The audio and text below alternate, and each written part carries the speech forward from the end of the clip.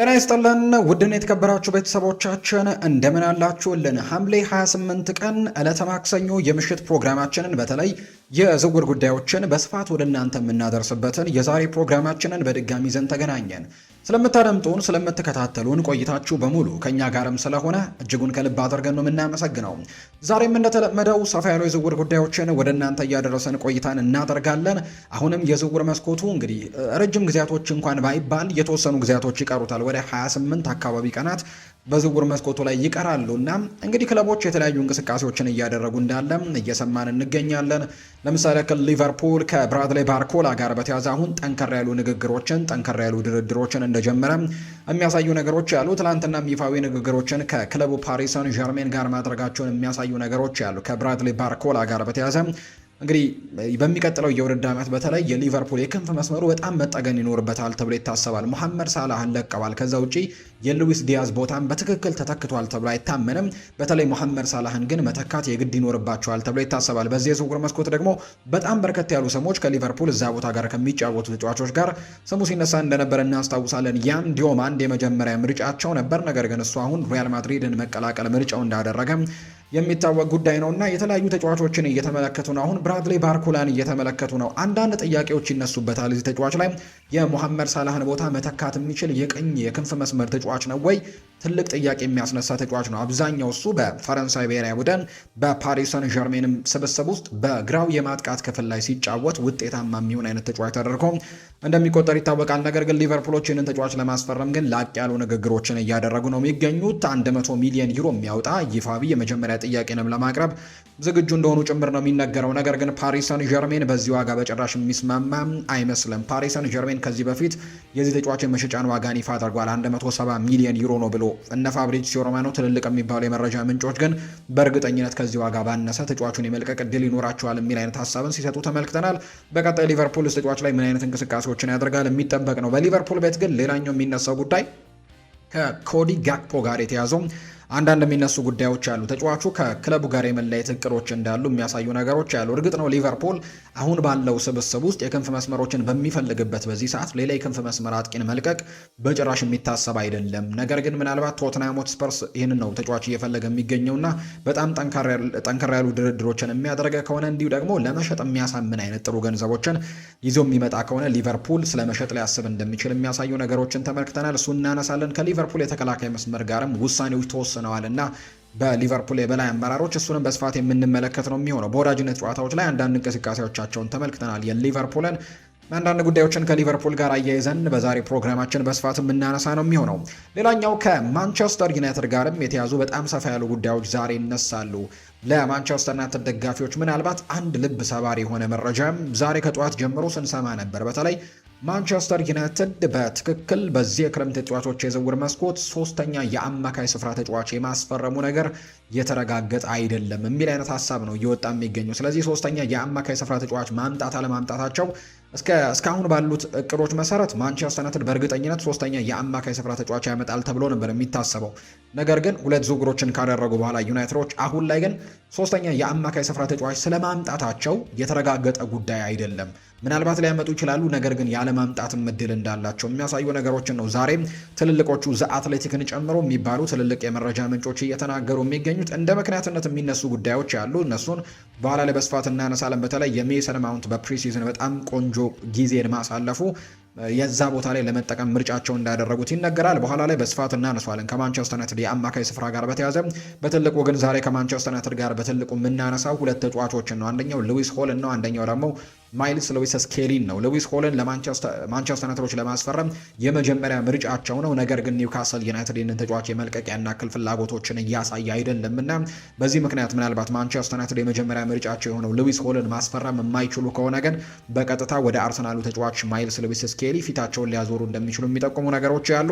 ነገር ግን ማይልስ ሉዊስ ስኬሊንም የማግኘት እድል በጣም ጠባብ ሊሆን ይችላል። ምክንያቱም አርሰናል ይህንን ተጫዋች የመልቀቅ ምንም አይነት ፍላጎቶች እንደሌላቸው ነው የሚያሳዩት። ስለዚህ ከማንቸስተር ዩናይትድ ጋር አያይዘን የአማካይ ስፍራውን እናነሳለን።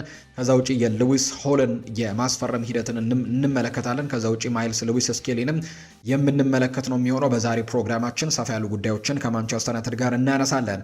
ሌላኛው የምንመለከተው ጉዳይ የአርሰናልን ጉዳይ ነው። አርሰናል በዚህ የክረምት የተጫዋቾች የዝውውር መስኮት እስካሁን ቀዝቀዝ ያሉ የዝውውር ጊዜያቶችን ነበር ሲያሳልፍ የነበረው። በተለይም እስካሁን ድረስ በግብ ጠባቂነት ደረጃ ያው ተጠባባቂ ግብ ጠባቂ ዋና ግብ ጠባቂ የመሆን ዕድሉ በጣም ጠባብ የሆነን ግብ ጠባቂ ኢላን መስሊየርን ማስፈረማቸውን እናስታውሳለን።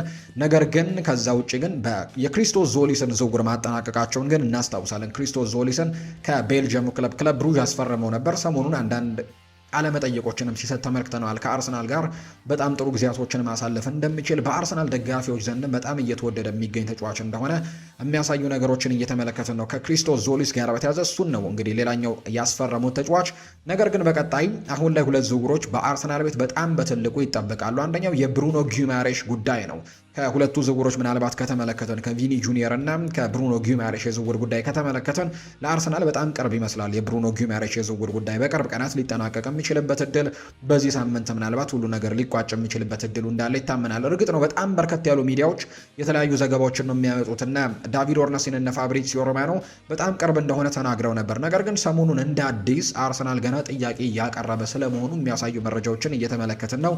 ነገር ግን አብዛኛው የዚህ ጉዳይ ነገር ወደ መጠናቀቁ እየተቃረበ የሚገኝ ዝውውር እንደሆነ ነው ይፋ እየተደረገ የሚገኘው። ያው ፋብሪዚዮ ሮማኖም ትላንትና እንደነገርኳችሁ ቃል ገብቷል ለአርሰናል ደጋፊዎች በጭራሽ በዚህ ተጫዋች ዝውውር ጉዳይ እንዳትጨነቁ፣ ይሄ ዝውውር ወደ አርሰናል መደረጉ የማይቀር ነው የሚል አይነት ሀሳብን የሰጠው። ሌላኛው የቪኒሲዮስ ጁኒየር ጉዳይ ነው። የዚህ የዝውውር ጉዳይ እንኳን በአርሰናል ላይ የተንጠለጠለ አይደለም፣ ወይም ደግሞ አርሰናል በሚያቀርበው ገንዘብ ላይ በሚያቀርበው ጥያቄ ላይ የተንጠለጠለ ጉዳይ አይደለም። የቪኒሲዮስ ጁኒየር ጉዳይ የሚንጠለጠለው በራሱ ቪኒሲዮስ ጁኒየር እና በሪያል ማድሪድ ውሳኔ ላይ ነው። የእነዚህ ሁለት አካላት የቪኒ እና የሪያል ማድሪድ እንግዲህ የሁለቱ ስብሰባ ነው ለአርሰናል መፍትሄዎችን ሊያመጣ የሚችለው፣ ወደ አርሰናል እንዲያመራ ምክንያት ሊሆን የሚችለው፣ ወይም ደግሞ በዛው በሪያል ማድሪድ እንዲቀጥል ምክንያት ሊሆን የሚችለው። አርሰናል ከውጭ ሆኖ ነው መመልከት የሚችለው። ይሄን ስብሰባ ከውጭ ሆኖ ነው መመልከት የሚችለው። እርግጥ ነው ከተጫዋቹ ወኪሎች ጋር ድርድሮችን እንዳደረጉ ሰምተናል። ነገር ግን አሁን የቪኒሲዮስ ጁኒየር ውሳኔ ይጠበቃል። በሪያል ማድሪድ የመቆየት ፍላጎት እንዳለው ከሪያል ማድሪድ የመልቀቅ ፍላጎት እንደሌለው የሚያሳዩ ነገሮችን እየተመለከትን ነው። ነገር ግን በጥቅማ ጥቅም ጉዳይ ግን አሁንም በጣም ራቅ ያለ ልዩነት እንዳላቸው ነው የሚነገረው። እነሱን ጉዳዮች ፊክስ ማድረግ ካልቻሉ ነው ምናልባት ሊለቅ የሚችለውና አርሰናል ያንን ነገር መገንዘብ ይኖርበታል ብለው በርካቶች ይናገራሉ። ስለዚህ ፕላን ቢስ አዘጋጅተዋል አርሰናሎች በዛ በግራው የማጥቃት ክፍል ላይ አርሰናል በእርግጠኝነት ተጫዋቾችን የግድ ማስፈረም ይኖርበታል በዚህ ክረምት። እርግጥ ነው ክሪስቶስ ዞሊስን አስፈርመዋል። ጋብሪኤል ማርቲኔሊም እስካሁን ክለቡን አልለቀቀም። ስለመልቀቅ ወሬዎች ግን እየተነሱ እንደሚገኙ ይታወቃል። ነገር ግን በዛ ቦታ ላይ በተለይ አምናም በጣም ደከም ብሎ የታዩበት ቦታ እንደሆነ እናስታውሳለን። የቡካዮ ሳካ ጥገኝነት ነበረበት። የቡድን የግድ ማጥቃቶች የሚነሱት በቀኝ ክንፉ እንደነበር እናስታውሳለን እና የግራ ክንፉንም ባላንስ ማድረግ አለባቸው ተብሎ ይታመናል አርሰናሎች። ስለዚህ ለዚህ ደግሞ ትክክለኛ መፍትሄን መፈለግ አለባቸው። ፕላን ቢስ የቪኒ ጁኒየር ጉዳይ ካልተሳካ ፕላን ቢ አዘጋጅተዋል ወይ? በዚህ ፕሮግራማችን ላይ በስፋት እናነሳዋለን። አርሰናል የቪኒ ጉዳይ ካልተሳካላቸው በጣም በርከት ያሉ ስሞችን እንደያዘ እየተገለጸ ይገኛል። እነሱን ጉዳዮች እያነሳሳን ነው ቆይታን የምናደርገው። ውድ ቤተሰቦቻችን እኛ እነዚህን ርዕሰ ጉዳዮች ወደ እናንተ እያደረስን ቆይታን ስናደርግ እናንተ ደግሞ ሀሳብ አስተያየቶቻችሁን ኮሜንት ቦክስ ላይ ለእኛ ልታጋሩን ትችላላችሁ። ሀሳብና አስተያየቶቻችሁን በተለይ ስምና አድራሻችሁን እየጠቀሳችሁ ጻፉልን። ሰሞኑን በነበሩን አንዳንድ ፕሮግራሞቻችን ላይ እናንተ ውድ ቤተሰቦቻችን የሰጣችሁን ሀሳብ ወደ እናንተ እናደርስ። የመጀመሪያው ቤተሰባችን ተስፋ አለም የተባለ ቤተሰባችን ነው። እኔ የማንቸስተር ዩናይትድ በትልቁ የተሸወደበት ጉዳይ ካርሎስ ባሌባን መምረጡ ነው የሚል አይነት ሀሳብን የላከልን ቤተሰባችን አለ። ያው ካርሎስ ባሌባም በማንቸስተር ዩናይትድ እቅድ ውስጥ እንዳለ ይነገራል። ነገር ግን እንዳለፉት የዝውውር መስኮቶች ጠንከር ተደርጎ የሚነሳ አይነት ስም ይሆን አይደለም በዚህ የክረምት ተጫዋቾች የዝውውር መስኮት። ይሄው ቤተሰባችን ግን ማንቸስተር ዩናይትድ በትልቁ የተሸወደው ካርሎስ ባሌባን ባለማስፈረሙ ነው ሲልም ጭምር ይናገራል። ሌላኛው ፍቃዴ ጌታቸው የተባለ ቤተሰባችን ፉአድ ወንድሜ ቪኒሲዮስ ጁኒየር አርሰናል ይገባል ብለ አትዘግብ፣ የማይሆን ነገር ነው፣ ጥቅማ ጥቅም ለማስጨመር ሲል ነው ይህን ነገር እያደረገ የሚገኘው ሲል ነው ፍቃዴ ጌታቸው ሀሳቡን እየተናገረ የሚገኘው። ያው እኛ እንግዲህ ያሉትን መረጃዎች ነው ወደ እናንተ የምናደርሰው። ቪኒሲዮስ ጁኒየር ወደ አርሰናል ይቀላቀላል ብለን ሳይሆን ነገር ግን አርሰናል የተወሰኑ እድሎች እንዳሉት ምናልባት የሪያል ማድሪድና የቪኒ ጁኒየር ጉዳይ ስምምነታቸው በጥሩ መልኩ የማይጠናቀቅ ከሆነ ያው ምንም ጥያቄ የለውም በ2027 ከነፃ ኮንትራት ሆኖ ከሚለቀባቸው ሪያል ማድሪዶች በዚህ ክረምት መሸጥን የሚያስቡበት እድል ነው ያለው። ስለዚህም ያ እድል የሚፈጠር ከሆነ የተወሰኑ ፐርሰንቶችም ቢሆኑ ያ እድል አርሰናል ግን ያንን እድል ለመጠቀም ዝግጁ የሆነው ክለብ ነው እና አሁን ላይ የተረጋገጠ ምንም ነገር የለውም። ስለዚህ እነዚህ አዳዲስ ጉዳዮች ሲኖሩ ነው ወደ እናንተ የምናደርሰው። ሌላኛው ቤተሰባችን ዮሐንስ ደረጀ የተባለ ቤተሰባችን ነው። ስለ ቸልሲ ምን አዲስ ነገር አለ ብሎናል። ከቸልሲ ጋር በተያያዘ ቸልሲ በዚህ የዝውውር መስኮት በጣም ጥሩ እንቅስቃሴዎችን በዝውውር ገበያው ላይ እያደረገ ነው። በጣም በርከት ያሉ ዝውውሮችን ያደርጓል። አሁን ላይ አዲስ እየተነሳ የሚገኘው ከግብ ጠባቂ ዲየጎ ኮስታ ጋር በተያያዘ ስሞች እየተነሱ ይገኛሉ። ይህንን ተጫዋች ስለማስፈረም ቸልሲ እያቀደ እንደሚገኝ የሚጠቁሙ ነገሮች አሉ። እነሱን ጉዳዮችም እናነሳሳለን። ከዛ ውጪ ከማካይሎ ሙድሪክ ጋር በተያያዘ እንግዲህ ሰሞኑን ከዶፒንግ ቅጣቱ እገዳው ተነስቶለት እንደነበር ይታወሳል እና አሁን ላይ ወደ ቡድን ስብስቡ ተቀላቅሏል። ቻቪ አሎንሶና ቼልሲዎች የዚህን ተጫዋች አቋም አሁን ላይ መገምገም ይፈልጋሉ። ምናልባት ጥሩ የሚሆን ከሆነ በቼልሲ እንዲቀጥል፣ ካልሆነ ግን በውሰት ወደ ሌላኛው የብሉኮ አባል ክለብ ስትራስቡርግ አምርቶ በዛ በውሰት እንዲጫወት ፍላጎቱ እንዳላቸው ነው የተነገረው። ከቼልሲ ጋርም በተያያዘ የምናነሳቸው ጉዳዮች ያሉ። ብቻ እናንተ ግን እስከ ፕሮግራማችን ፍጻሜ ከኛ ጋር አብራችሁ ስትቆዩ ቪዲዮአችንን ላይክ፣ ቻናላችንን ሰብስክራይብ እያደረጋችሁ ከኛ ጋር ቆይታን እንድታደርጉ በአክብሮት ጋብዛችኋለሁ። ውድ ቤተሰቦቻችን ታዲያ ከኛ ጋር ቆይታን ስታደርጉ ሀሳብና አስተያየቶቻችሁን ልታጋሩን ስላላችሁ ቪዲዮአችንን ላይክ እያደረጋችሁ ከኛ ጋር አብራችሁ እንድትቆዩ ነው በአክብሮት የምጋብዘው። ፉአድ ባህሩ የሐምሌ 28 የዕለተ ማክሰኞ የምሽቱን የዝውውር ፕሮግራሞቻችንን እየመራው ከእናንተ ጋር ቆይታን አደርጋለሁ። እስከ ፕሮግራማችን ፍጻሜ ድረስ አብራችሁን ቆዩ። ከመሸጋገሪያ በኋላ በድጋሚ እንገናኛለን። አብረን እንቆይ።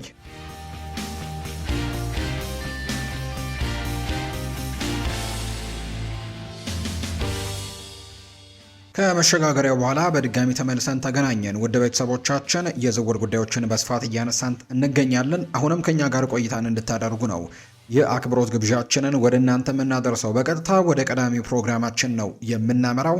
የሊቨርፑልን ጉዳዮች ነው በቅድሚያ የምንመለከተው። ዛሬ ከሊቨርፑል ጋር በተያያዘ ሁለት ርዕሰ ጉዳዮችን እናነሳለን። በተለይ የብራድሌ ባርኮላን ጉዳይ እንመለከታለን። ከዛ ውጭ ደግሞ የኮዲ ጋክፖንም ጉዳይ ነው ከሊቨርፑል ጋር አያይዘን በስፋት የምናነሳው። ሊቨርፑል በዚህ የክረምት ተጫዋቾች የዝውውር መስኮት ምናልባት ቀዝቀዝ ያለ የዝውውር መስኮትን እያሳለፈ ነው ብሎ ማንሳት ይቻላል። ምክንያቱም ባለፈው የክረምት ተጫዋቾች የዝውውር መስኮት በጣም ጠንካራ የዝውውር መስኮትን ነበር ያሳለፉት። በጣም ጥሩ የሚባሉ ዝውውሮችን አድርገዋል። እርግጥ ነው ከቡድኑ ጋር የመላመድ ችግርና እንዲሁም ደግሞ በጉዳት ምክንያትም ባለፈው የውድድር ዓመት ላይ ጥሩ ውጤቶችን ማምጣት አልቻሉም። እነዚህ የተደረጉ ዝውውሮች ለምሳሌ ያክል ፍሎሪያን ቬርትስ በጣም ተቸግሮ የነበረበት የውድድር ዓመት እንደነበር እናስታውሳለን። ምንም እንኳን አንዳንድ ጊዜ ላይ በጣም ጥሩ የሚባሉ አቋሞችን አሳይቶ የነበረ ቢሆንም ነገር ግን በወጥነት ባየር ሌቨርኩዘን የምናውቀውን በጀርመን ብሔራዊ ቡድን የምናውቀውን አይነት ፍሎሪያን ቬርትስን አልሆነም ነበር ባለፈው የውድድር ዓመት። ዘንድሮ ግን በጣም ከቡድኑ ጋር ተላምዶ ጥሩ የውድድር ዓመትን ያሳልፋሉ ተብሎ ከሚጠበቁ ተጫዋቾች መካከል አንደኛው ነው ይሄ ጀርመናዊ የሊቨርፑል ተጫዋች። ሌላኛው አሌክዛንደር ኢሳክ ነው። አምና ከጉዳት ጋር በጣም እየታገለ እንግዲህ ጥሩ የውድድር ዓመትን አሳልፏል ብሎ ማንሳት አይቻልም። ከዛ ውጭ ደግሞ ከኒውካስል ጋር በነበረው ሰጥ አገባ ምክንያት ፕሪሲዝኑን ያለ የትኛውም ክለብ ልምምድ ነበር በግሉ አንዳንድ ልምምዶችን ሲያደርግ የነበረ ቢሆንም ነገር ግን ከፕሪሲዝን ቆይታዎች ግን ውጪ እንደነበር እናስታውሳለን እና ያም የውድድር ዓመቱን እንዳበላሸበት ነው በርካቶች የሚናገሩት።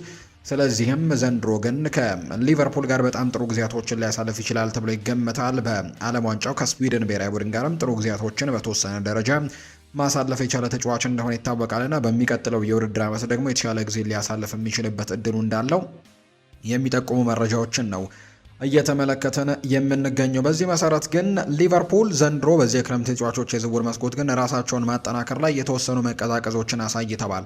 በተለይ በክንፍ መስመሩ ላይ በጣም ወሳኝ የዝውውሮችን ማድረግ አለበት ተብሎ ይታመናል። ምክንያቱም ያጡት መሐመድ ሳላህን ነው። ባለፉት 10 የውድድር ዓመታት አካባቢ በወጥነት ለዚህ ቡድን የጎል ምንጭ የነበረ በርካታ የግብ ዕድሎችን ሲፈጠር የነበረ የዛሬ 2 ዓመት እንኳን ከዚህኛው ከ2025-26 የውድድር ዘመን በፊት በነበረው የ2024-25 የውድድር ዓመት እንኳን የውድድሩ ምርጡ ከፍተኛ ግብ አስቆጣሪ ምርጡ አሲስት አድራጊ ተጫዋችን ነው ያጡትና በቅርብ ጊዜ እንኳን በርከት ያሉ ጎሎችን የሚያስቆጥርላት ተጫዋችን ነው ያጡት። ስለዚህ እሱን መተካት ቶሎ እንቅስቃሴዎችን ማድረግ ይጠበቅባቸው ነበር። እርግጥ ነው ሊቨርፑል በጣም ከበርካታ ስሞች ጋር ነበር። በተለይ መሐመድ ሳላህን ለመተካት በጣም በርከት ያሉ ስሞችን ሲሰሙ ሰምተናል። እኛም ስናነሳቸው ነበር። ለምሳሌ ያክል መጀመሪያ ላይ ስሙ በትልቁ የተነሳው ማይክል ኦሊሴ ነበር። የባየር ሚኒኩ ተጫዋችን ለማስፈረም ሊቨርፑል ትልቅ ፍላጎት ነበረው። የመሐመድ ሳላህም የረጅም ጊዜ ተተኪ አድርገው ይመለከቱት ነበር። ነገር ግን ተጫዋቹም ከሊቨርፑል ጋር የነበረውን ወሬ ወዲያው ነበር እንዲቋረጥ የተደረገው። ከዛም ከሪያል ማድሪድ ጋር ስሙ ተነስቷል። እርግጥ ነው አሁን በባየር ሚኒክ መቆየት አዝማሚያዎችን እያሳየ ያለ ተጫዋች ቢሆንም ከማይክል ኦሊሴ ጋር ሊቨርፑል ቅድሚያ ስሙ ተነስቶ ነበር። ከዛም በመቀጠል እነ ያን ዲዮማንድ በትልቁ በሊቨርፑል የሚፈለጉ ተጫዋቾች ነበሩ። እንደውም ያን ዲዮማንድ ወደ ሊቨርፑል ሊቀላቀል ይችላል የሚሉ ዘገባዎች ነበር በትልቁ ሲወጡ የነበረው። ነገር ግን በአንድ አቅጣጫ ወደ ፓሪስ ሳን ዠርሜን ለመዘዋወር መስማማቱን የሚያሳዩ ሪፖርቶች በተደጋጋሚ ሲወጡ ተመልክተን ነበር። አሁንም ከፓሪስ ሳን ዠርሜን ይልቅ ሪያል ማድሪድን ለመቀላቀል ደግሞ በጣም ከጫፍ እንደደረሰ ዝውውር እንደሆነ እየተመለከተን እንደምንገኘው ሁሉና ሊቨርፑል ያን ዲዮማንድንም የማስፈረም በጣም ትልቅ ፍላጎት ነበራቸው። እነዚህን ምርጫዎቻቸውን አሁን ላይ አጥተዋል። ቀጣዩ ምርጫቸው ብራድሊ ባርኮላ ይሆናል ተብሎ ይጠበቃል። እዚህ ተጫዋች ላይ ጠንከር ያለ እንቅስቃሴዎችን ወደ ማድረጉ እየተጠጉ እንደሚገኝ ይታወቃል። እርግጥ ነው ከብራድሊ ባርኮላ ውጪ እነ ሰኢድ ኤልማላ ከኮለኝ፣ ማቴዎስ ፈርናንዴስ ፓርዶ ከሊል፣ ከዛ ውጪ ደግሞ እነ ያኩቡ ሚንቴ ከብራይተን ኤንድ ሆቭ አልቢዮን ከዚህ በፊት ከሊቨርፑል ጋር እያንዳንዳቸው እነ ማግነስ አክሊዮሼ ከሞናኮ እነዚህም ተጫዋቾች ስማቸው በትልቁ ሲነሱ ነበር። ከሊቨርፑል ጋር በተያዘ ስማቸው ሲነሳ ሰምተናል። አሁን ላይ ግን ብራድሊ ባርኮላን የማስፈረም ጥሩ እድል እንዳላቸው የሚያሳዩ ነገሮችን የተመለከት ነው። ከባርኮላ ጋር በተያዘ በርካቶች ጥያቄ አላቸው። ይህ ተጫዋች ሳላህን እንዴት ሊተካ ይችላል የሚሉ ጥያቄዎችን ያነሳሉ። እርግጥ ነው ሳላህን ለመተካት በጣም ከባድ ይሆናል ተብሎ ይጠበቃል። አንደኛ ባለፉት ተከታታይ የውድድር ዓመታት በወጥነት በኮንሲስተንሲ ለዚህ ቡድን የጎል ምንጮች የነበረ ተጫዋችን ምናልባት በክለቡ ሌጀንድ ከሚባሉ ተጫዋቾች መካከል ራሱን ማስመስከር የቻለውን ተጫዋች በቀላሉ መተካት ቀላል ይሆናል ተብሎ አይጠበቅም። አንደኛ ነገር። ሁለተኛ ነገር ደግሞ የሚጫወቱበት ቦታ የተለያየ ነው ተብሎ ይታመናል። አንዳንድ ጊዜ የክንፍ መስመር ተጫዋቾች በሁለቱም በቋሚነት ሲጫወቱ እንመለከታቸዋለን። ያው ምቾት የሚሰማቸው ቦታዎች እንዳሉ ሆነው በአንደኛው በቀኝ መስመር እኔ ምቾት ይሰማኛል ሊል ይችላል። በግራ መስመር ደግሞ ምቾት ሊሰማቸው የሚችሉ ተጫዋቾች እንዳሉ ቢታመንም ነገር ግን በዚህም በዛም ተፈራርቆ የመጫወት አቅም እንዳላቸው ግን አብዛኛው ጊዜ በክንፍ መስመር ላይ የምንመለከታቸው ነው። ብራድሊ ባርኮላ ግን በግራው የማጥቃት ክፍል ላይ በአብዛኛው አዘን ብሎ የሚጫወት ተጫዋች ነው። በተለይ በፓሪስ ሰን ዠርሜን ቤትም ያንን ነው የምንመለከተው። በዲዲዬ ዴሾ የፈረንሳይ ብሔራዊ ቡድን ስብስብ ውስጥም ያንን ነበር የ23 ዓመት ብራድሊ ባርኮላ ሲያስመለክተን እንደነበረ የምናስታውሰው። እና ሊቨርፑል ታዲያ የሙሐመድ ሳላህን ለመተካት የቀኝ ክንፉን ለመተካት እንዴት የግራ መስመር የክንፍ መስመር ተጫዋች ያመጣል የሚሉ ጥያቄዎች በትልቁ እንዲነሱ አድርጓል። እንደውም ጄሚ ካራገር የቀድሞው የሊቨርፑል ሌጀንድ ከሚባሉ ተጫዋቾች መካከል አንደኛው ይህ ተጫዋች በአብዛኛው በግራው የማጥቃት ክፍል ላይ ነው የሚጫወተው። በግራው ለመጫወት ደግሞ ኮዲ ጋክፖ በቡድን ውስጥ አለ።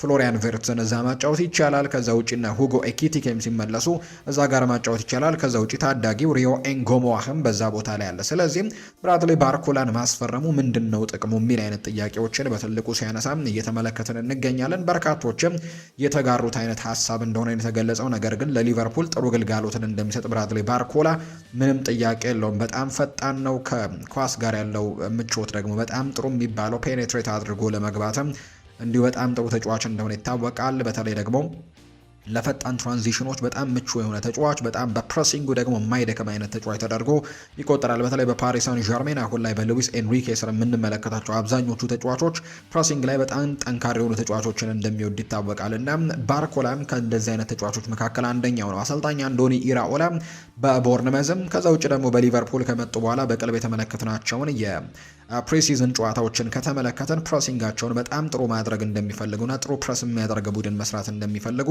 በደንብ አሳይተውናል እና ባርኮላ ለዛ የሚሆን ተስማሚ ተጫዋች ተደርጎ ይቆጠራል። ነገር ግን ሌሎች ተጫዋቾች ባሉበት ቦታ ላይ ነው ይህን ተጫዋች የመጣው የሚል ግምቶች ነው በቀደሞ ተጫዋች በጄሚ ካራገር እየተነሳ የሚገኘው። በቀጣይ ሊቨርፑል በሌሎች ውስጥ ቦታዎች ላይ ትኩረቶችን ያደርጋሉ ይጠበቃል። ብራድሊ ባርኮላን ለማስፈረም ግን የመጀመሪያ ዙር ጥያቄን ለማቅረብ በጣም ከጫፍ እንደደረሱ የሚያሳዩ ነገሮች ያሉ። ክለቡ ፓሪስ ሰን ዠርሜን ጋር ይፋዊ ንግግሮችን አድርገዋል ወይም ይፋዊ ድርድሮችን እንደጀመሩ ይፋ ተደርጓል። ይህም በጣም ትልቅ የገፋ እንቅስቃሴ ተደርጎ ይቆጠራል። አንደኛ ተጫዋቹ ብራድሊ ባርኮላ ከፓሪስ ሰን ዠርሜን መልቀቅና ቋሚ የጨዋታ ደቂቃዎችን ማግኘት የሚችልበትን ክለብ መቀላቀል እንደሚፈልግ ይፋ ተደርጓል። ለዚህ ደግሞ ሊቨርፑል የሱ የመጀመሪያው ምርጫ እንደሆነ የሚጠቁሙ መረጃዎችን እየሰማን እንገኛለን። ከዛ ውጭ ግን እንዲሁ ደግሞ ሊቨርፑልም ቢሆን የዚህ ተጫዋች የመጀመሪያው ፈላጊ እንደሆነ እየተገለጸ ነውና ሁለቱ ፍላጎቶች መጣጣማቸውን ተከትሎ ሊቨርፑል የተሻለ እድል እንዳለው የሚጠቁሙ መረጃዎችን ነው እየሰማን የምንገኘው። ስለዚህ ብራድሊ ባርኮላን ለማስፈረም እንቅስቃሴዎቹ በጥሩ ደረጃ ላይ ይኖራሉ ተብሎ ይታሰባል። ምናልባት ትልቅ ልዩነት ሊያመጣ ይችላል ተብሎ የሚታሰበው ጉዳይ የገንዘቡ ጉዳይ ነው።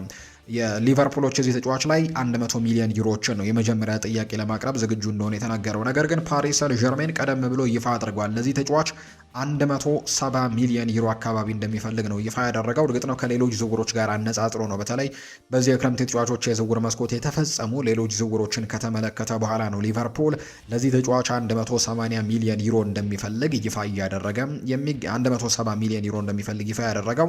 ነገር ግን ሊቨርፑል ያንን ያክል ክፍያዎችን ይከፍላሉ ተብሎ አይጠበቅም። በአንጻሩ ግን 100 ሚሊዮን ዩሮ ለማቅረብ ዝግጁ ናቸው ተብሏል። በቅርቡ ይህንን የመጀመሪያ ዙር ጥያቄ ያቀርባሉ ተብሎ ነው የሚጠበቀው። በቀጣይ ብራድሊ ባርኮላ እና ሊቨርፑል በትልቁ ድርድሮችን ያደርጋሉ ተብሎ እንደሚጠበቅ ነው ይኸው የመረጃ ምንጭ ይፋ እያደረገ የሚገኘው። ሌላኛው ከሊቨርፑል ስለመልቀቅ የሚያስቡ አንዳንድ ተጫዋቾች እንዳሉ ደግሞ የመረጃ ምንጮች ይፋ አድርገዋል። ከነዚህ መካከል አንደኛው ኮዲ ማቲያስ ጋክፖ ነው። ይህ ተጫዋች እንግዲህ ወደዚህ ቡድን ከመጣ በኋላ ያው ከዚህ በፊት በነበረበት ፒኤስቪ አይንድሆቨን ከነበረው አይነት አቋም ጋር የተወሰኑ መቀዛቀዞችን እንዳሳየ ይታወቃል። ነገር ግን ለሊቨርፑል ባለፉት የውድድር ዓመታትም ከአንዳንድ ትችቶች ጋርም ቢሆን በጣም ጥሩ የውድድር ዓመታትን ያሳለፈባቸው ዓመቶች እንደነበሩ ማስታወስ ተገቢ ነው። በዚህ ሰዓት ደግሞ ሊቨርፑል ሌላ የክንፍ መስመር ተጫዋችን መልቀቅ ቡድኑን በጣም ውጤታማ ያደርገዋል ተብሎ አይጠበቅም። እስካሁን ድረስ በዝውውር ገበያውም ሁለት ያክል ዝውውሮችን እንዳደረጉ ነው የምናስታውሰው። ባለፈው 2025 ላይ ስምምነቱ እንደተፈጸመ የሚታወቀውና በዚህ የክረምት ተጫዋቾች የዝውውር መስኮት የፈረመው ጀረሚ ዣኳይ አንደኛው ነው። ከዛ ውጪ ከስፔን ደግሞ ያመጡት ቪክተር ሙኞዝ ሌላኛው ፈራሚያቸው እንደሆነ ይታወቃል እንጂ ሌላ ጠንከር ያለ እንቅስቃሴዎችን በዝውውር ገበያው ላይ እያደረጉ አይገኙም ሊቨርፑሎች። ስለዚህ ወሳኝ የሚባሉ ተጫዋቾችን መልቀቅ አሁን ላይ ትክክል ነው ተብሎ አይጠበቅም። ስለዚህ ኮዲ ጋክፖን የመልቀቅ እድላቸው ጠባብ እንደሆነ በተደጋጋሚ ጊዜ ቢነገርም፣ ነገር ግን የሮቤርቶ ዲዘርቢው ቶትንሃም ሆትስፐርስ በማጥቃት መስመሩ ላይ ለማምጣት ከሚፈልጋቸው ተጫዋቾች መካከል አንደኛው ይኸው የሊቨርፑሉ ኮዲ ጋክፖ እንደሆነ እየተነገረ ይገኛል። ሊቨርፑል ምንም እንኳን ይህንን ተጫዋች የመልቀቅ ፍላጎቶችን ባያሳይም ነገር ግን ቶትንሃም ሆትስፐርሶች በጣም ጥሩ የሚባል ገንዘብን ግን ማቅረብ የሚችሉ ከሆነ ወይም ለኮዲ ጋክፖ በጣም ጥሩ ገንዘቦችን የሚያቀርቡ ከሆነ ግን ስለ መሸጥ ሊያስቡ እንደሚችሉ ይታመናል። ሌሎች ተጫዋቾችንም በቶሎ ለመተካትም እንቅስቃሴዎችን ሊያደርጉ ይችላሉ ተብሎ ይጠበቃል። በአጠቃላይ በሊቨርፑል በኩል በቀጣይ ቀናት ከዝውውር ገበያው ጋር በተያያዘ በጣም ትልልቅ ነገሮችን የምንሰማባቸው ሳምንቶች መሆን አለባቸውም ሊሆኑም ይችላሉ የሚሉ ግምቶች ናቸው እየወጡ የሚገኙት። ባለፈው የውድድር ዓመት በፕሪሚየር ሊጉ 5ኛ ደረጃን ይዘው ነው ያጠናቀቁት። የአውሮፓ ቻምፒየንስ ሊግ ለማግኘት እጅግ በጣም እድለኛ መሆን ነበረባቸው። በጣም እንግዲህ እስከ መጨረሻው ሳምንትም ትንቅንቅ ማድረግ ነበረባቸው። በጣም አስቸጋሪ ጊዜን አሳልፈዋል ብሎ ማሰብ ይቻላል ባለፈው የውድድር ዓመት። ስለዚህ ዘንድሮ ግን ጠንክሮ ለመመለስ ግን ጥሩ የሚባሉ ዝውውሮችን የግድ ማድረግ ይኖርበታል ተብሎ ይጠበቃል። ሊቨርፑል በቀጣይ ቀናት እነዚህን ዝውውሮች ያደርጋሉ ተብሎ ይታሰባል። አሰልጣኝ ቀይረዋል። አንዶኒ ኢራኦላን አምጥተዋል። እርግጥ ነው በፕሪሚየር ሊግ ልምድ አለው።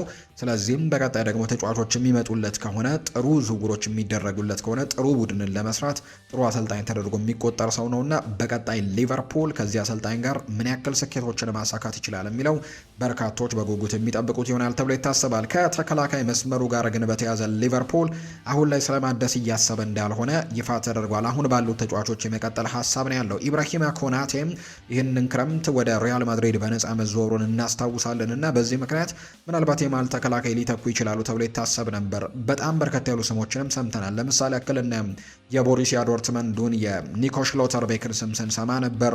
ከዛ ውጪ የአሌዛንድሮ ባስቶኒን ስምም እንዲሁ ስንሰማ እንደነበር እናስታውሳለን።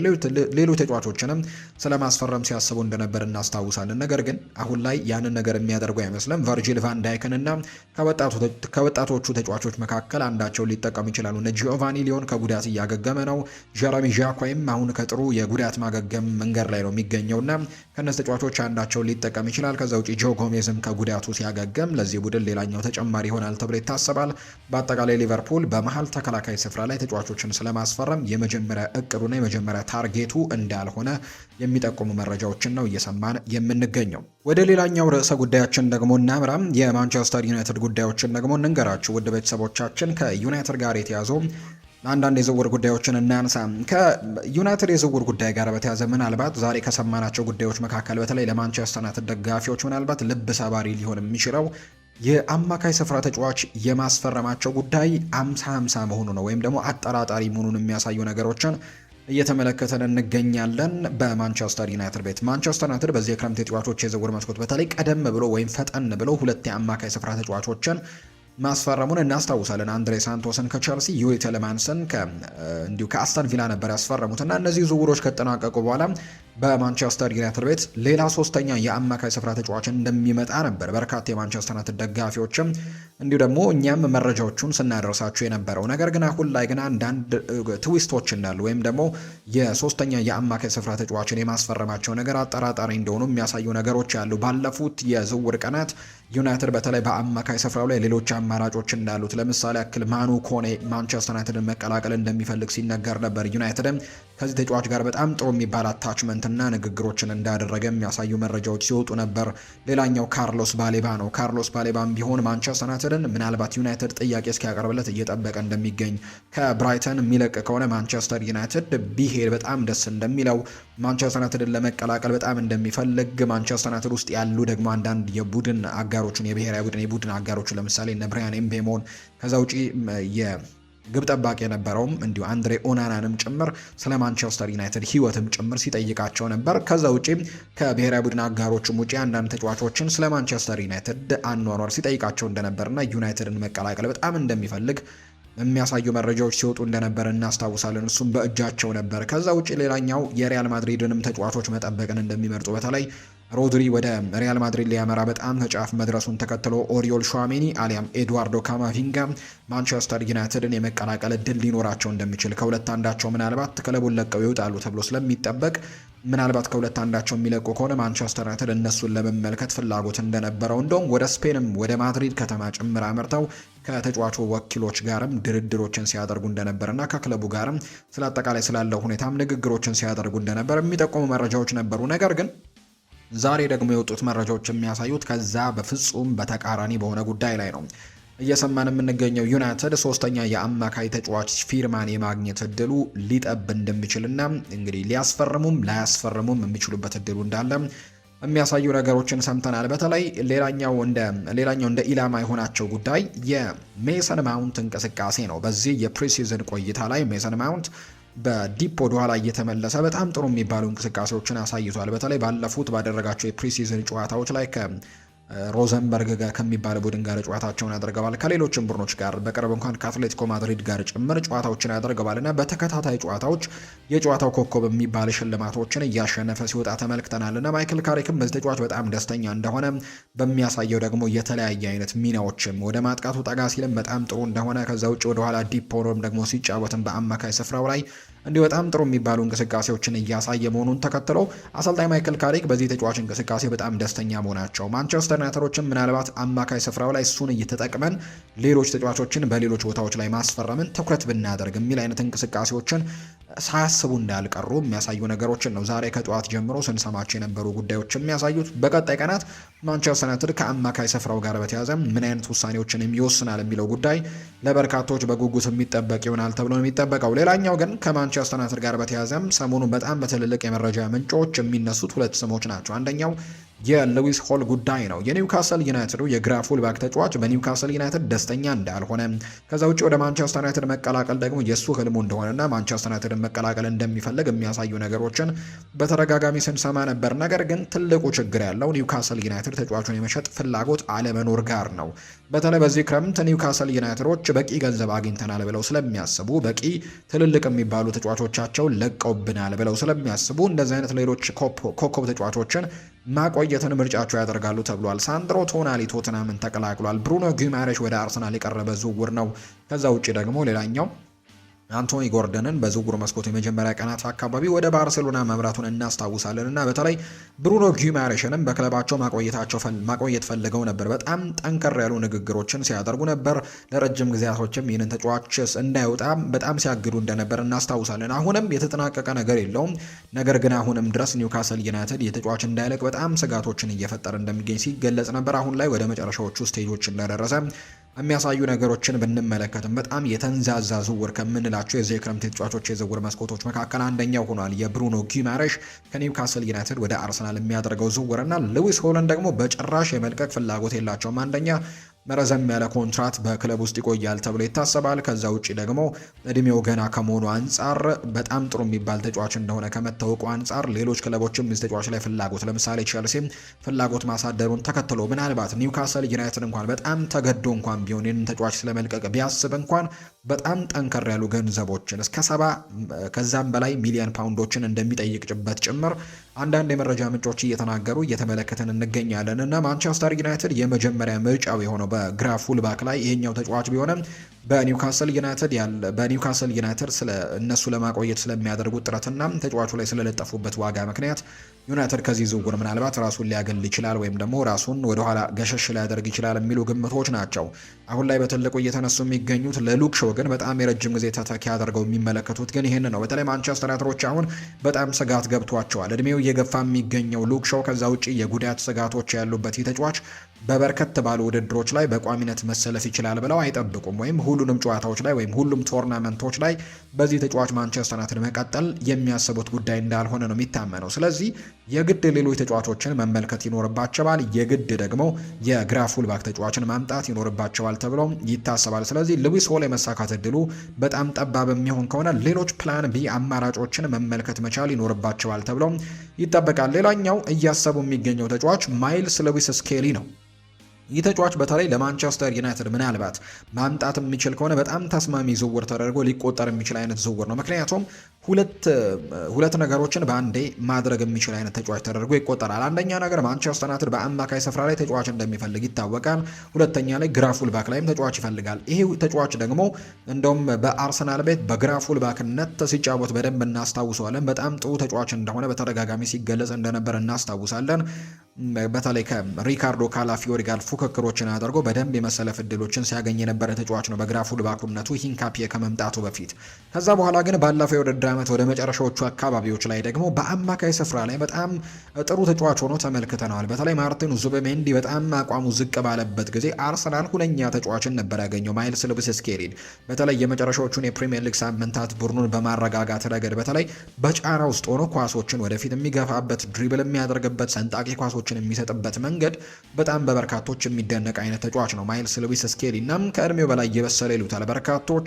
ስለዚህም አርሰናል አምና ወደ መጨረሻዎቹ አካባቢዎች ላይ የአውሮፓ ቻምፒየንስ ሊግ የፍጻሜ ጨዋታን ጨምሮ የፕሪሚየር ሊግ በጣም ወሳኝ የሚባሉ የመጨረሻ ሳምንታቶች ላይ ሉዊስ ስኬሊን በአማካይ ስፍራ ላይ ያሰለፈው በጣም ወሳኝ የሚባሉ እንቅስቃሴዎችን እንዳደረገላቸው ይታወሳል። ከዛ በፊትም ወደ አርሰናል ዋናው ቡድን ከመቀላቀሉ በፊትና ሚኬል አርቴታ ይህንን ተጫዋች በግራ ፉልባክነት ከመጠቀሙ በፊት በሃሌ ኢንድ በአካዳሚ ውስጥም የተጫዋች የአማካይ ስፍራ ተጫዋች እንደነበር ነው በርካቶች የሚያነሱትና የሱ የመጀመሪያ ፍላጎቱ በአማካይ ስፍራ ላይ መጫወት እንደሆነ ይነገራል። ነገር ግን በግራ ፉልባክ ላይም በአርሰናል ቤት ምን ያክል አስተዋጽኦችን ማበርከት የሚችል በተለይ ደግሞ ኢንቨርት እያደረገ ወደ አማካዩ እየገባ ጥሩ እንቅስቃሴዎችን ማድረግ የሚችል አይነት ተጫዋች ተደርጎ እንደሚቆጠር ይታወቃል እና ማንቸስተር ዩናይትዶች ምናልባት ተሳክቶላቸው ይህንን ዝውውር ማሳካት የሚችሉ ከሆነ በአንድ ድንጋይ ሁለት ወፍ እንደማለት ነው። በአማካይ ስፍራው ላይ ማገልገል የሚችል ተጫዋች ከዛ ውጪ በግራ ተከላካይነት ቦታ ላይ ማገልገል የሚችል ተጫዋችን ማግኘት ይችላሉ ተብሎ ይታመናል። ነገር ግን ትልቁ ጥያቄ አርሰናል ይህንን ወሳኝ ተጫዋቹን ይለቀዋል ወይ? በጣም በትልቁ የሚነሳ ጥያቄ ነው። ይህ ተጫዋች ከአርሰናል ጋር ስለመለየት የተነሳባቸው የዝውውር ጊዜያቶች ነበሩ። ነገር ግን ያኔ በተለይ ማርቲን ዙቢሜንዲ ከመጣ በኋላ በግራ ፉልባኩ ቦታ ላይ ሪካርዶ ካላፊዮሪ እና ፒየሮ ሂንካፒየ የእሱን ቦታ ሙሉ ለሙሉ ዶሚኔት ባደረጉበት ጊዜና እሱ የመጫወቻ ደቂቃዎችን ባጣበት ጊዜ አርሰናሎች ይህንንና ኢታን ንዋኔሪን ስለመሸጥ በተደጋጋሚ ጊዜ መረጃዎች ሲወጡ እንደነበር እናስታውሳለን። ነገር ግን ከዛ በኋላ ግን በተለይ ባለፈው የውድድር ዓመት መጨረሻ ላይ እንዳልኳችሁ በአማካይ ስፍራ ላይ ተሰልፎ ግን ያሳየው አቋም አርሰናሎች በሚቀጥሉት የውድድር ዓመታትም ለዚህ ቡድን በጣም ወሳኝ ተጫዋች ይሆናል ብለው ስለሚጠብቁ ይህንን ተጫዋች ማቆየትን ምርጫቸው ያደርጋሉ ተብሎ ይጠበቃል። ነገር ግን በዚህ የክረምት ተጫዋቾች የዝውውር መስኮት ምናልባት ብሩኖ ጊማሬሽ የሚፈርም ከሆነ ከዛ ውጭ ደግሞ የፒየሮ ሂንካፒየ የውሰት ዝውውርም ከባየር ሌቨርኩዘን አምና በውሰት ነበር ሲያገለግል የነበረው እና እሱ ዝውውር ወደ ቋሚነት መቀየሩ ለማይልስ ሉዊስ ስኬሊ የተወሰኑ የጨዋታ ደቂቃ ገደቦችን ወይም ደግሞ ሊያንስበት ይችላል ተብሎ ይታመናል በሚቀጥለው የውድድር ዓመት። ምክንያቱም አሁን ብሩኖ ጊማሬሽም አለ፣ ማርቲን ዙቢሜንዲም አለ በአማካይ ስፍራው ላይ ከእሱ ጋር የሚፎካከሩ ያው ዴክላን ራይስን ማስቀመጥ በጣም ከባድ ስለሚሆን ማለት ነው። ከዛ ውጭ ግን በግራ ፉልባኩ ላይ እንኳን ለመጠቀም የሚሞከር ከሆነ ሶስተኛ አማራጭ ነው ሊሆን የሚችለው። ሪካርዶ ካላፊዮሪ አለ፣ ፒየሮ ሂንካፒየ በዛ ጋር አለ፣ ሌላኛው አማራጭ ነው ማይልስ ሉዊስ ስኬሊ ሊሆን የሚችለውና ምናልባት የጨዋታ ደቂቃዎቹ በቀጣዩ የውድድር ዓመት ሊገደብበት እንደሚችል ቢታመንም አርቴታና አርሰናል ግን የተጫዋች ለቡድኑ በጣም ወሳኝ ግልጋሎቶችን ከዚህ በኋላ መስጠት የሚችል ተጫዋች አድርገው ስለሚቆጥሩት ምናልባት ይህንን ተጫዋች ማስፈረም ለማንቸስተር ዩናይትድ ከባድ ሊሆን ይችላል ተብሎ ይታሰባል። ሌሎች አማራጮችንም በተለይ ዩናይትዶች እንዳልኳችሁ በሉክ ሾው ቦታ በጣም ስጋት ገብቷቸዋል። በሚቀጥለው የውድድር ዓመት በደንብ ይሄ ቦታ መጠናከር አለበት ብለው ያምናሉ። የተጫዋቹን ብቃት ተጠራጥረውት ሳይሆን እድሜው እየገፋ መምጣቱ፣ የጉዳት ሪስክ መኖሩና በጣም በርከት ያሉ ደግሞ ጨዋታዎች በሚቀጥለው የውድድር ዓመት በአውሮፓ ቻምፒየንስ ሊግ፣ በፕሪሚየር ሊግ፣ በካራባው ካፕ፣ በኤፍኤ ካፕ በርከት ያሉ ውድድሮች ላይ ስለሚኖሩ በዛ ምክንያት ስጋት ገብቷቸዋል እና እዚህ ጋር ተጫዋች ማምጣት የግድ ይፈልጋሉ ተብሎ ይታሰባል። እንዳልኳቸው የመጀመሪያ ምርጫቸው የኒውካስል ዩናይትዱ ሉዊስ ሆል ነው። ነገር ግን የሱ ዝውውር ካልተሳካ ደግሞ ማይልስ ሉዊስ ስኬሊንም ስለማዘዋወርም እያሰቡ ይገኛሉ። የሁለት ተጫዋቾች ዝውውር የማይሳካላቸው ከሆነ ማንቸስተር ዩናይትዶች የግድ ሌላ ተጫዋችን ስለማምጣት እንቅስቃሴዎችን መጀመር ይኖርባቸዋል ተብሎ እንደሚጠበቅ ነው ይኸው የመረጃ ምንጭ ይፋ እያደረገ የሚገኘው። በቀጣይ ቀናት ከማንቸስተር ዩናይትድ ጋር የሚኖሩ አዳዲስ የዝውውር ጉዳዮችን በተመለከተ ደግሞ ሰፋ አድርገን ወደ እናንተም ይዘን የምንመጣ ነው የሚሆነው። የመጨረሻ ጉዳያችን እናድርገውና ከአርሰናል ጋር ጥቂት የተያዙ ጉዳዮችን ወደ እናንተ እናድርስ። ውድ ቤተሰቦቻችን አርሰናል አሁንም በዚህ የዝውውር መስኮት በተለይ ሁለት ዝውውሮች ላይ በጣም በንቃት እየተሳተፈ እንደሚገኝ የሚታወቅ ጉዳይ ነው። በተለይ የቪኒሲዮስ ጁኒየርን ጉዳይ በጣም በጉጉት ነው እንግዲህ የአርሰናል ደጋፊዎች አሁንም እየጠበቁ የሚገኙት። ነገር ግን ያው እንዳልኳችሁ ቀደም ብዬ መግቢያ ላይ እንደጠቀስኩት የቪኒሲዮስ ጁኒየር ጉዳይ አርሰናሎች እንግዲህ ከዚህ በላይ ሊያደርጉት የሚችሉት ጉዳይ አይደለም። አሁን ላይ ትልቁ ውሳኔ የሚኖረው በቪኒሲዮስ ጁኒየር እና በሪያል ማድሪድ ስብሰባ ላይ ይሆናል ተብሎ ይጠበቃል። ከዛ አለፍ ካለ ምናልባት ግን ይሄ ተጫዋችና ሪያል ማድሪድ የመፈራረም ጉዳያቸው ያከተመለት ጉዳይ ከሆነ የሚስማሙ ካልሆነ ነው ነገሩ ወደ አርሰናል እጅ ላይ መግባት የሚችለውና አርሰናል እሱን እየጠበቀ ይገኛል። ተጫዋቹን ግን እንዳስማሙት በተለይ አሰልጣኝ ሚኬል አርቴታም ጭምር ለተጫዋቹ ደውሎ ተጫዋቹን እንደሚፈልገው በጥብቅ እንግዲህ እንዳነጋገረውም ጭምር ከዚህ በፊት በተደጋጋሚ ጊዜ ገልጬላችኋለሁ። የሚቀጥለው የውድድር ዓመትም በሱ ዙሪያ እንደሚገነባ ጭምር ይፋ ተደርጓል። ትናንትና አንድ የወጣ መረጃን ተመልክተ ነበር። በተለይ ትልልቅ የአውሮፓ ሚዲያዎች የሚባሉት አንዳንድ ጉዳዮችን አውጥተዋል። ቪኒሲዮስ ጁኒየር አንዳንድ ከፍተኛ ኦፈሮችን አርሰናሎች እንዳቀረቡ ነው የተናገረው። ለምሳሌ ያክል አንደኛው በተለይ ቪኒሲዮስ ጁኒየር ከሚፈልጋቸው ጉዳዮች መካከል ይሆናል ተብሎ የሚጠበቀው የባሎንዶር ጉዳይ ነው። ምናልባት አርሰናል በሚቀጥሉት የውድድር ዓመታት ለምሳሌ ያክል ባለፈው የውድድር ዓመት የፕሪሚየር ሊግ ሻምፒዮን ነበር። የአውሮፓ ቻምፒየንስ ሊግ የፍጻሜ ተፋላሚ እንደነበሩ እናስታውሳለን። ምናልባት የዓለም ዋንጫው ባይኖር ኖሮ ከአርሰናል ተጫዋቾች የባሎንዶር የማሸነፍ እድል በትልቁ ይኖር ነበር ብለው በርካቶች ይገምታሉ። ምክንያቱም ስኬታማ የውድድር ዓመትን የአርሰናል ተጫዋቾች ስላሳለፉ።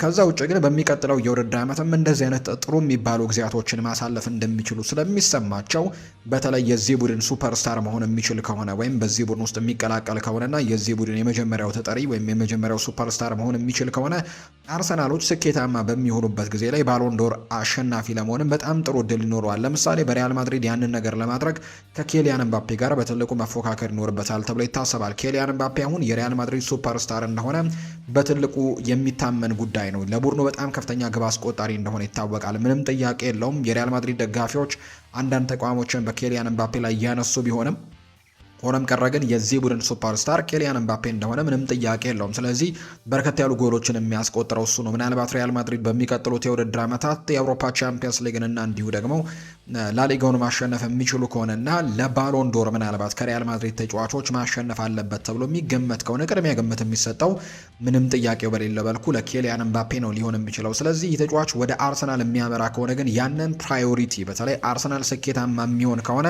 የመጀመሪያው ባሎንዶርን ለማሸነፍ በጣም ጥሩ እድል የሚኖረው ተጫዋች ቪኒሲዮስ ጁኒየር እንደሚሆን እንደዚህ አይነት ፍንጮችን እንደሰጡት የሚያሳዩ ነገሮች ያሉ ቡድኑን በሱ ላይ ለመገንባት ፍላጎት እንዳላቸውን የተነገረው ለሱ ሲሉ የደሞዝ ሪካርዳቸውን ጭምር የደሞዝ ስኬላቸውን ጭምር ለማሻሻልም በጣም ዝግጁ እንደሆኑ ጭምርና በዚህ ቡድን ውስጥ በሜዳም ከሜዳም ውጭም የመጀመሪያው ሱፐርስታር እንዲሆን ሊያደርጉት እንደሚችሉ ጭምር እየተነገረ ነው። ከዛ ውጭ በአርሰናል መልበሻ ክፍል ውስጥ በተጫዋቾቹ ዘንድ ቪኒሲዮስ ጁኒየር ይመጣል የሚለው ዜና መሰማቱ ለአርሰናል ተጫዋቾችም ጭምር ያስደሰተ ጉዳይ ሆኗል እና በጣም በትልቅ ሞቅ ባለ አቀባበልም ሊያደርጉለት እንደሚፈልጉ ጭምር ነው እየተገለጸ የሚገኘው። ምናልባት የሚሳካ ከሆነ አርሰናሎች ይህንን ተጫዋች በትልቁ ለማስፈረም ጥረቶችን እየቀጠሉ እንደሆነ የሚታወቅ ጉዳይ ነው። በሚቀጥሉት 48 ሰዓታት ብለዋል በተለይ አንዳንድ የስፔን የመረጃ ምንጮች ያን ነው የሚናገሩት። አሊያም ግን በዚህ ሳምንት ይሄኛው ሳምንት ላይ የቪኒሲዮስ ጁኒየር ጉዳይ እልባት ያገኛል ተብሎ ይጠበቃል። ምክንያቱም በዚህ ሳምንት ውስጥ ስብሰባ ይደረጋል ተብሎ ይታሰባል በሪያል ማድሪድ እና በቪኒሲዮስ ጁኒየር ጉዳይ። አንዳንድ የመረጃ ምንጮችን በተለይ ለሪያል ማድሪድ ቅርብ የሆኑ የመረጃ ምንጮችን እየተመለከትን ነበርና ተጫዋቹ በሪያል ማድሪድ መቆየትን ምርጫው እንደሚያደርግ ምንም ጥያቄ የሌለው ጉዳይ ነው። ፍላጎቱ በሪያል ማድሪድ መቀጠል ነው። ሪያል ማድሪድም ቢሆን ተጫዋቹ ያነሳቸውን ጥያቄዎች የሚተው ከሆነ በዚህ ክለብ ውስጥ እንዲቀጥል ፍላጎቱ አላቸው ተብሏል። ያው የጠየቃቸው ጥያቄዎች ምናልባት አንዳንዶቹ በአሁኑ ለሱ ቢያደርጉለት በቀጣይ በጣም ሌሎች ተጫዋቾችን የሚረብሽባቸው ወይም ደግሞ ሌሎች ተጫዋቾችም እንደዚህ አይነት ጥያቄዎችን ይዘው የሚመጡባቸው ጉዳዮች እንዳሉ ነው የተነገረው። አንደኛው የደሞዙ ጉዳይ ነው። እንግዲህ እሱ ወደ 30 ሚሊዮን ዩሮ አካባቢ እንዲከፈለው ይጠይቃል። ሪያል ማድሪድ በአንጻሩ ደግሞ እስከ 20 ሚሊዮን ዩሮ ነው ለዚህ ተጫዋች ለመክፈል ፍላጎት እንዳለው የሚነገረው።